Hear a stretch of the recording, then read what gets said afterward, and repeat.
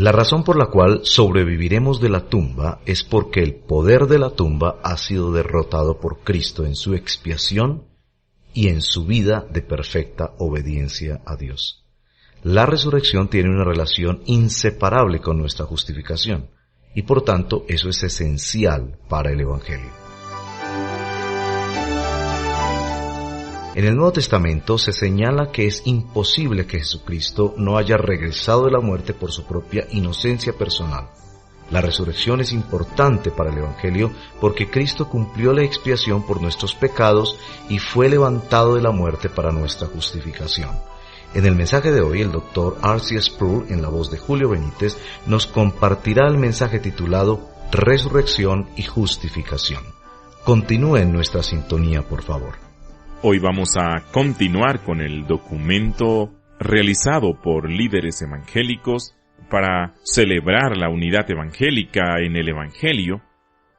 Este documento comprende un preámbulo de varias páginas en el que se explica el contenido del Evangelio en una terminología laica, sencilla, y después hay una lista de 18 afirmaciones y negaciones que establecen los ingredientes esenciales del contenido del Evangelio en un lenguaje teológico más preciso. Y lo que hemos hecho en las primeras conferencias sobre este tema ha sido presentar estas afirmaciones y negaciones. Hoy analizaremos la afirmación y la negación número 10 de la lista de 18 artículos.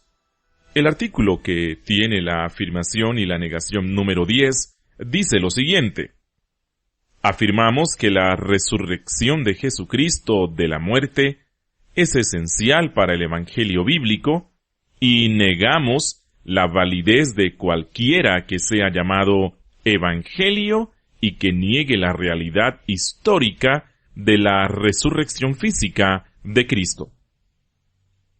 Vemos en el Nuevo Testamento cuando el querigma o la proclamación básica de la iglesia primitiva es anunciada, la misma incluye un resumen de la vida y los hechos de Jesucristo, quien, de manera cruel, va a la cruz y a la expiación, pero después va más allá al anuncio glorioso de la resurrección. El término o la frase «fue levantado de los muertos» es vital para comprender el mensaje del Nuevo Testamento y de toda la cristiandad histórica. En la resurrección de Jesucristo, un par de cosas son anotadas. Lo primero que vemos en la resurrección es que Jesucristo mismo es vindicado. En y de sí mismo, Jesucristo era sin pecado. La muerte no tenía que reclamar sobre él, porque la muerte es el castigo de Dios por el pecado. Y si uno está sin pecado, esto sería injusto, que Dios lo castigara para siempre por un pecado que no existe. Pero conocemos que Cristo, por su propia voluntad, llevó sobre sí la imputación de nuestros pecados y el sufrimiento que él soportó en la cruz no fue por su culpa, sino por la nuestra. Pero, aún así Dios declara la inocencia y la justicia de su Hijo por la absolución o exculpación en términos de la resurrección. Es en relación a esta que las Escrituras señalan que era imposible para la muerte retenerlo. Esto nos da una visión muy distinta de la resurrección al punto de vida escéptico de la gente moderna que dicen que no podemos creer en la resurrección porque es imposible para cualquier persona regresar de la muerte. Sin embargo, el Nuevo Testamento ubica esa imposibilidad al otro lado del libro de cuentas. Señala que es imposible que Jesucristo no haya regresado de la muerte por su propia inocencia personal, y más allá de eso, la resurrección es tan importante para el Evangelio porque el Nuevo Testamento anuncia que Cristo cumplió la expiación por nuestro pecado y que fue levantado de la muerte para nuestra justificación. Ahora, Nuestra justificación delante de Dios descansa sobre la obra de Cristo. Supongamos que Él hubiera ofrecido un sacrificio por nosotros y ofrecido la perfección de su propio mérito y justicia al Padre, pero hubiera muerto y permanecido muerto. No tendríamos razón para creer que el sacrificio que Jesucristo ofreció hubiera sido aceptado por el Padre. Sin embargo, como el apóstol Pablo nos dice en el libro de los Hechos, el Padre vindica a su Hijo y demuestra la veracidad de su trabajo reconciliador a través de la resurrección. Dios da testimonio de su propia complacencia por medio de la obra de su Hijo, levantándolo de la muerte. Creo que este es un punto que debemos analizar, porque ¿con qué frecuencia, como creyentes, cuando pensamos en la resurrección de Cristo, vemos como el principal beneficio de la resurrección la esperanza de poder sobrevivir a la muerte física, porque el Nuevo Testamento ve en la resurrección de Cristo que Cristo no solo es levantado por sí mismo, pero el primer fruto de los que participarán en la resurrección es que Dios ha prometido compartir las bendiciones de Jesucristo que Él mismo ha ganado por su propia obediencia con todos aquellos a quienes Él representa. De modo que, de hecho, nosotros sí tenemos la esperanza de la vida eterna confirmada para nosotros por medio de la resurrección de Jesucristo. Pero cuando pensamos en ese beneficio maravilloso de que sobreviviremos de la muerte física, resucitaremos, no debemos olvidar el vínculo que existe entre la resurrección y la justificación. La razón por la cual sobreviviremos a la tumba es porque el poder de la tumba ha sido derrotado por Cristo en su expiación y en su vida de perfecta obediencia. Por lo tanto, la resurrección tiene una relación inseparable con nuestra justificación y, por tanto, eso es esencial para el Evangelio. Vemos en la primera carta a los Corintios que el apóstol Pablo tenía que lidiar con aquellos que querían edificar el cristianismo sobre la no resurrección, y Pablo da su más hábil defensa del carácter histórico verdadero de la resurrección en la primera carta a los Corintios, capítulo 15, pero también usa una forma clásica de argumento llamada reductio ad absurdum, que era un argumento en contra de aquellos que trataban de llevar un cristianismo sin aceptar la resurrección de Cristo. Pablo dijo que si no hay resurrección, entonces Cristo no habría resucitado, y si Cristo no hubiera resucitado, ¿cuáles son las consecuencias de ello? Pablo toma la premisa de que Cristo no ha resucitado y conduce esta suposición a su conclusión lógica de que los resultados serían absurdos. ¿Por qué alguien daría importancia a Cristo si Él todavía estuviera muerto?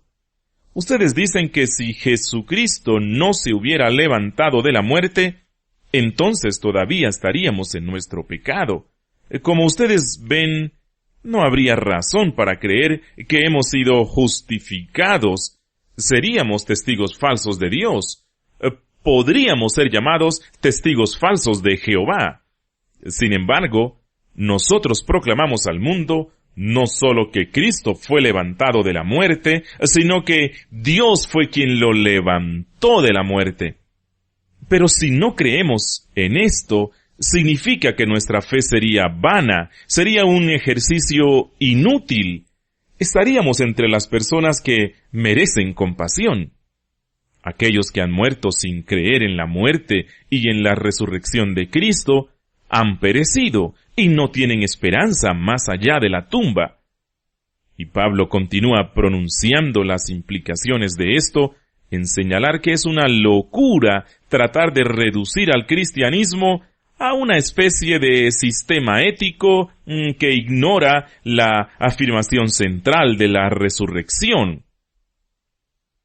Obviamente, en los siglos en que la deidad de Cristo ha sido negada y atacada, como lo habíamos mencionado anteriormente, en el siglo IV, V, XIX y XX, hubo masivos intentos de destrucción del cristianismo histórico o de llevar un cristianismo sin resurrección.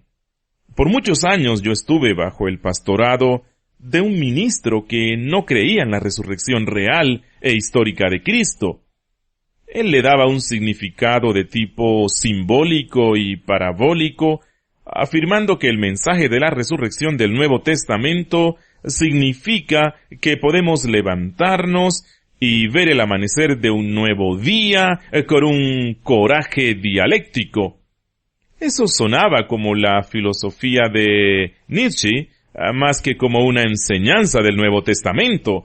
Y le dije, si Jesucristo está muerto, me voy a pasar durmiendo mañana por la mañana y no voy a invertir otros 5 minutos de mi vida como cristiano, pues esto me da falsas esperanzas.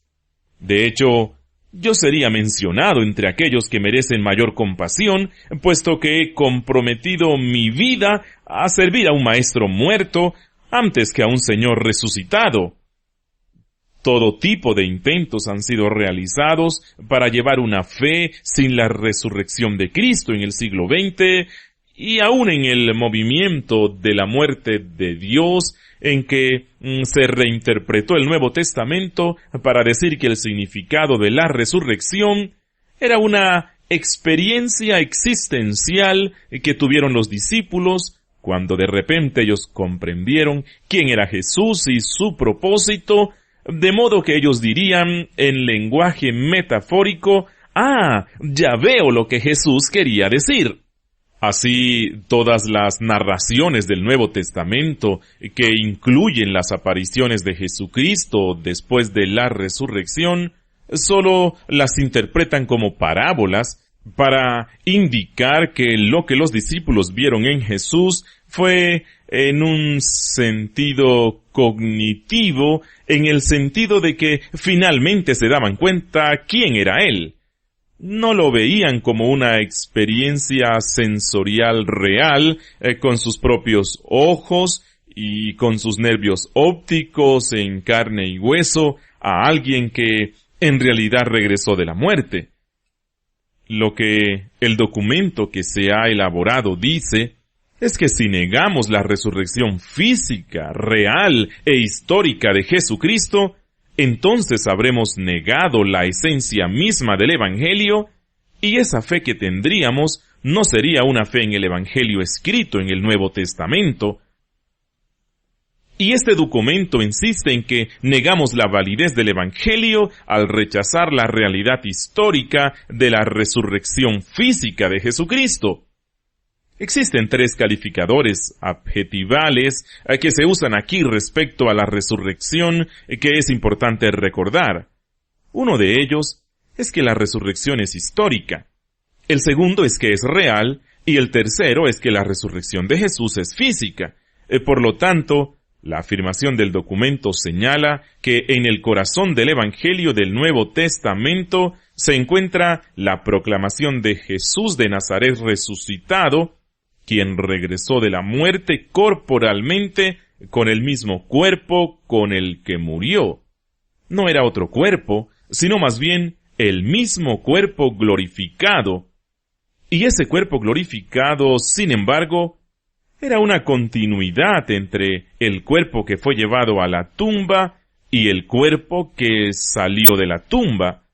Fue una resurrección física, una resurrección real, una resurrección que tuvo lugar en el espacio y en el tiempo, en el ámbito de lo que llamamos historia.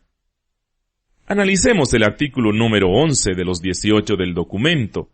El artículo 11 se refiere a la doctrina de la justificación y dice lo siguiente: afirmamos que la doctrina bíblica de la justificación solo por la fe en Cristo es esencial para el Evangelio.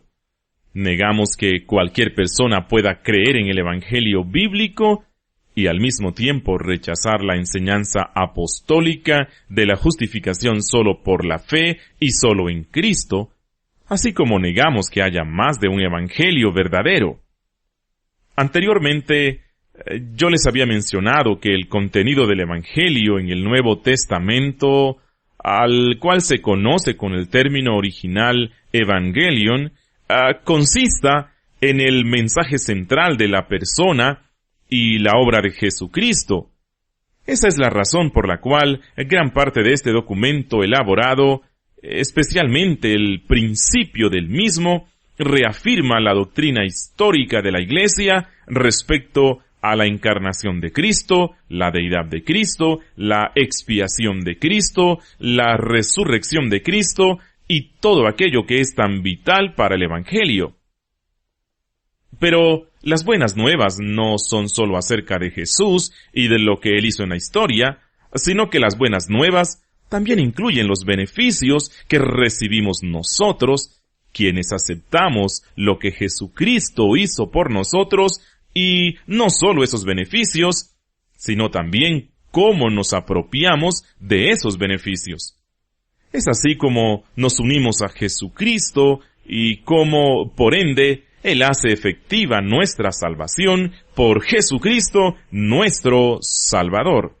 Es por esa razón que cuando el apóstol Pablo, en su carta a los Romanos, anuncia en el primer capítulo la revelación desde el cielo del Evangelio de Dios, y después continúa a través de varios capítulos en el libro a los Romanos para expresar el contenido de ese Evangelio, y llama nuestra atención hacia la importancia central de la doctrina de la justificación, puesto que esta es fruto de la obra que Cristo ha hecho por nosotros. Es a través de la persona y de la obra de Jesucristo que podemos recibir justificación delante de Dios, y Pablo declara que el Evangelio consiste en que somos justificados solo por fe y no por obras de la ley. Por eso, la Iglesia ha confesado lo mismo a partir de la Reforma Evangélica del siglo XVI, que nuestra justificación es solo por la fe en Cristo solamente. De hecho, el término sola fide usado en la Reforma Evangélica, que es la forma breve en latín de la doctrina de la justificación, significa lo siguiente: sola significa solo y fide es la palabra para fe. Somos justificados solo por la fe. Estas dos palabras son el resumen de toda la doctrina de la justificación solo por fe, que significa que somos justificados por depositar nuestra fe y confianza absoluta en Cristo y solo en Cristo. De modo que solo por fe implica que solo en, por y a través de Jesucristo. Y respecto a la fe, los reformadores enseñaron que la fe es el único instrumento o el instrumento causal de nuestra justificación, significando con esto que el camino por el cual yo recibo los beneficios de la obra de Jesucristo, de lo que Él hizo por nosotros, es por la fe. La salvación que Jesucristo nos da, no la podemos ganar con nuestros propios esfuerzos, no la podemos comprar, no podemos merecerla, no podemos recibirla como mérito. La única manera en que podemos recibir los beneficios de la vida y de la muerte de Jesucristo es poniendo nuestra fe y confianza en Él y solo en Él. Ahora, la negación de este artículo que estamos estudiando dice lo siguiente: negamos que cualquier persona pueda creer en el Evangelio de la Biblia y al mismo tiempo rechazar la enseñanza apostólica de la justificación solo por fe, solo en Jesucristo. Esta negación hace referencia a la mayor controversia en la historia del cristianismo, controversia que surgió en el siglo XVI y provocó la Reforma Protestante. Todo el debate del siglo XVI se enfocó en el Evangelio. Esa es la razón por la que los evangélicos se llaman así evangélicos, porque creían que en la doctrina de la sola fide o justificación solo por la fe, lo que ellos estaban contendiendo no era por nada menos que por el mismo evangelio bíblico y apostólico. Ahora, la disputa entre los protestantes de la Iglesia Católica Romana en el siglo XVI, en esencia, era una disputa acerca de lo que es el Evangelio. La Iglesia Católica Romana rechazó y condenó la sola fide o justificación solo por la fe. Ellos sostenían que eso no era el Evangelio, pero que su esperanza sobre la justificación era, de hecho, un Evangelio verdadero. Y obviamente, Pablo nos dice en su carta a los Gálatas, cuando tiene que lidiar con las herejías judías, que no podemos adoptar ningún otro evangelio que aquel que se nos ha dado en el Nuevo Testamento. Y el apóstol Pablo nos dice que si alguien nos predica cualquier otro evangelio que no sea aquel que hemos recibido de la Biblia, aun si fuera un ángel que proviene del cielo, entonces sea considerado anatema, anatitenai, que significa maldito, puesto que ellos proclaman otro evangelio, pero no existe en realidad otro evangelio, sino solo uno, que es el de la doctrina de la justificación solo por medio de la fe, que es el que proclama el Nuevo Testamento de la Biblia. Por lo tanto, el punto de esta negación, siguiendo al apóstol Pablo, en su mensaje a los Gálatas y a los reformadores del siglo XVI, que se someten al evangelio proclamado en la Biblia, consiste en que sí creemos en el evangelio, pero al mismo tiempo negamos la justificación solo por la fe. Entonces lo que creemos no es el evangelio de la Biblia, sino un evangelio ajeno y extraño. Es otro tipo de evangelio y en realidad no es otro evangelio en vista de que no existe otro evangelio sino uno solo, que es aquel proclamado en la Biblia y que defiende la justificación solo por la fe.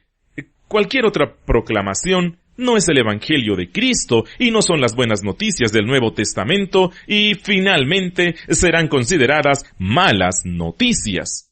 Insisto en que este mensaje podría sonar muy restringido y cerrado, pero no existe una enseñanza más restringida y cerrada que la enseñanza apostólica, puesto que declara enfáticamente que solo existe un evangelio, y es el evangelio de la justificación solo por la fe, solo en Jesucristo. Estas afirmaciones son esenciales para el evangelio de la Biblia, para el evangelio verdadero, y sin ellas no llegamos a la esencia misma del evangelio. En nuestros días, así como en el siglo XVI, han surgido serias controversias acerca de la doctrina de la justificación, y gran parte de esas controversias considero que están basadas en que se ha dejado en el abandono en la doctrina bíblica clásica de la justificación. Con gran alegría vamos a través de la vida predicando el evangelio, pero aún al mismo tiempo seguimos confundidos o hemos olvidado la doctrina de la justificación solo por la fe. Esta es una posición muy precaria, porque el Nuevo Testamento vincula la justificación solo por la fe con el Evangelio, sin lugar a ningún tipo de separación entre los dos, de modo que si no entendemos la justificación, en realidad no comprendemos el Evangelio. Y si vamos a predicar el Evangelio, tenemos que predicar la justificación solo por la fe. Esto es esencial, como el apóstol Pablo lo señala en el libro de los Gálatas para el evangelio mismo que se proclama en la Biblia. Cualquier tipo de evangelio que evita, que pasa por alto o niega la justificación solo por la fe, es un evangelio de confusión y desorden, no es el evangelio de verdad. Por esto les urjo a ustedes a celebrar el evangelio y a proclamar que se crea en el evangelio, pero en el evangelio correcto, lo cual significa que debe existir un entendimiento cuidadoso de la doctrina bíblica de la justificación.